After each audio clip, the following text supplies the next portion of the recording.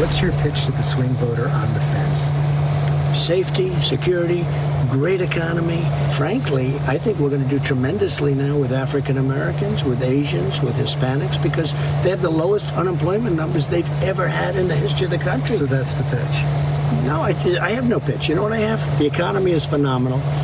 We've rebuilt our military. We're taking care of our vets. We're doing the best job that anybody's done, probably as a first-term president. All right, President Trump, 2 days ahead of his official re-election bid kickoff in Orlando.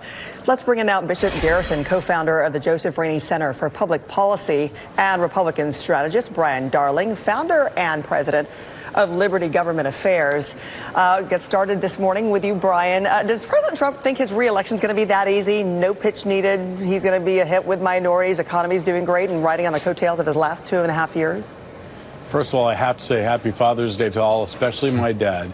I think that this is going to be an election where President Trump is going to talk a lot about the economy, because the economy is doing great. Unemployment numbers are at record lows. I think that's very helpful with every demographic. It's going to help across the board. So you hear a lot of talk about that. And in contrast, he'll talk about many of the ideas coming from the left that will do damage to the economy. I don't think anybody wants to see Elizabeth Warren sitting in their boardroom breaking up big tech, which are our most successful companies in the country, taxing the rich, all the redistribution of wealth ideas that are coming from the left. I think Trump will create that distinction and talk about how he's pro-business, where many Democrats are anti-business. And if he rides this economic message into 2020, Bishop, in essence, could Democrats here be underestimating the potential of that message resonating with the swing voters?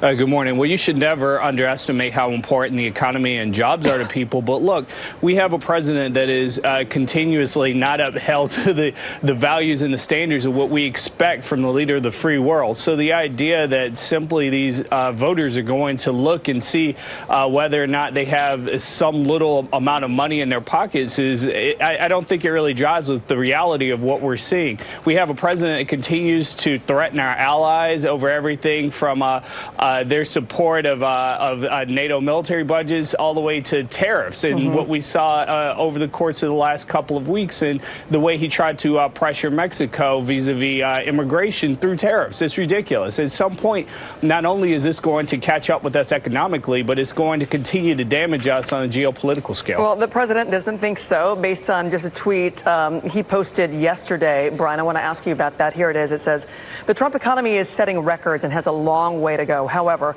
if anyone but me takes over in 2020, I know the competition very well, there will be a market crash the likes of which has not been seen before.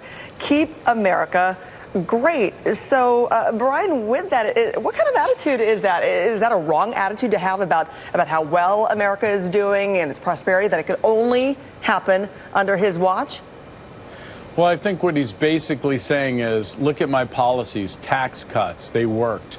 Unemployment, record lows. You look at the regulatory reform that the president's been pushing, it's undeniably helped economic growth. He's a pro-business president, and I think that business looks at it and they're hiring people, they're feeling good about the economy, and even with these threats of tariffs, we didn't really see that big a hit to the stock market. He says, look at the opponents, they're going to kill the economy with regulations, higher taxes, and policies that are anti-business that will not make America great again. Well, beyond that, we also have the president, Bishop, talking about this prediction of a stock market crash of historical proportions if he doesn't win. Yeah, Brian just said tax cuts worked. Tax cuts worked for whom? They didn't work for the American people. We're seeing one of the largest deficits in terms of businesses paying for they're paying their taxes that we've ever seen in the history of the American economy. It is going to catch up and it's going to hurt us.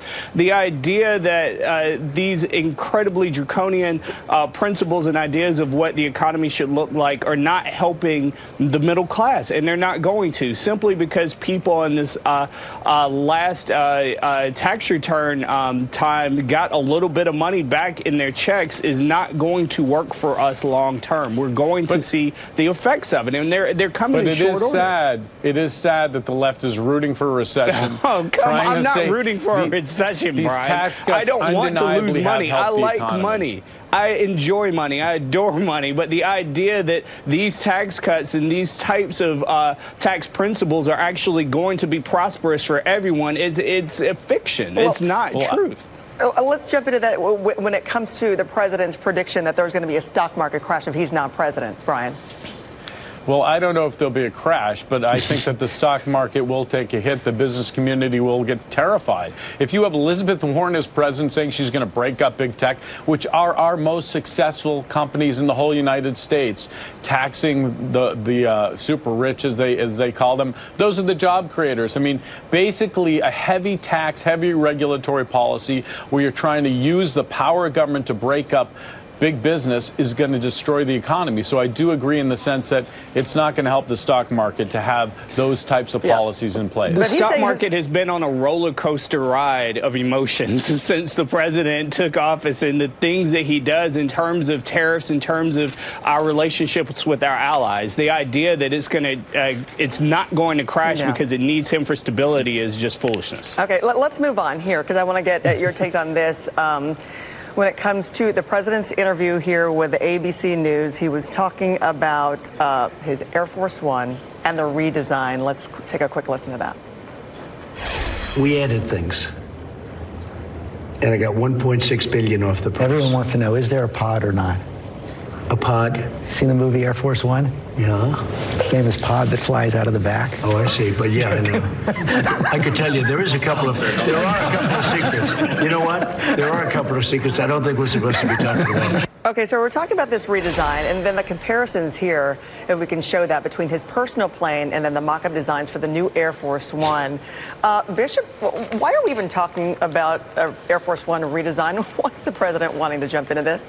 I have no idea. This continues to be one of those principles that the president wants to get into the nooks and crannies of policies that he really should not be involved in as president. There's no reason for us to be discussing the redesigned Air Force One, let alone the president having his personal touches in it. We have an Air Force and we have a government that takes care of these types of things. They know what's best in terms of the look, the functionality, everything about that aircraft. The president should not have a concern about this in the least. Well, intriguing what those secrets are, the couple of secrets that the new redesign would have. Another moment, Brian, I want to ask you about from that interview.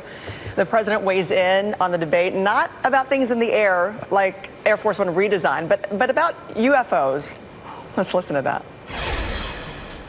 I want them to think whatever they think. They do say, I mean, I've seen and I've read and I've heard, and I did have one very brief meeting on it, but people are saying they're seeing UFOs. Do I believe it? Not particularly. Man, between running the government and the country and, you know, a new campaign coming up, we're talking about UFOs here and having meetings about it, Brian.